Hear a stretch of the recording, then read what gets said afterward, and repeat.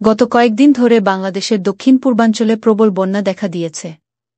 ভারতীয় রাজ্য ত্রিপুরার পার্শ্ববর্তী সীমান্ত এলাকা কুমিল্লা থেকে শুরু করে নোয়াখালী, লক্ষ্মীপুর আর ফেনীর অনেক এলাকা তলিয়ে গেছে পানির নিচে। পানি বিপদসীমা অতিক্রম করায় নিজ বাড়িতে থাকতে পারছে না সেসব এলাকার মানুষ। বাংলাদেশে সৃষ্ট বন্যার কারণ হিসেবে প্রতিবেশী দেশ ভারতের পররাষ্ট্র মন্ত্রণালয় একটি বিবৃতি দিয়েছে, যেখানে বন্যার কারণ হিসেবে অতিবৃষ্টিকে দায়ী করা হয়েছে। ভারতের পররাষ্ট্র মন্ত্রণালয় বৃহস্পতিবার ২২ আগস্ট এই বন্যা ইস্যুতে একটি বিবৃতি দেয়। সেখানে বলা হয়, বিভিন্ন মাধ্যমে বাংলাদেশের বন্যার কারণ হিসেবে ডম্বুর বাঁধ খুলে দেয়াকে দায়ী করা হচ্ছে। আদেশে কথার ভিত্তি নেই, কারণ ডম্বুর বাঁধ বাংলাদেশ সীমান্ত থেকে ১২০ কিলোমিটার উজানে।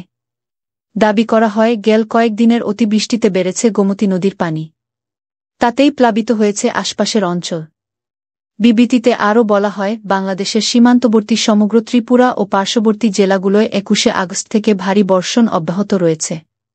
এ সময় দুদেশের অভ্যন্তরে থাকা আন্তর্জাতিক নদীগুলোর ব্যাপারেও বার্তা দেয় দিল্লি।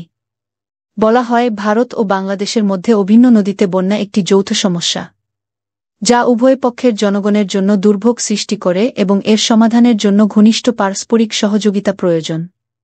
এর আগে ভারতীয় বিভিন্ন গণমাধ্যমই জানিয়েছিল, ডম্বুর বাঁধের জলকপাট খুলে দেওয়ার কারণে পানি বেড়েছে গোমতী তীরবর্তী অঞ্চলে। এতে প্লাবিত হয়েছে অমরপুর, উদয়পুর, সোনামুড়ার বিস্তীর্ণ এলাকা। সোনামুড়া বাংলাদেশের কুমিল্লা সীমান্তের একেবারেই কাছে।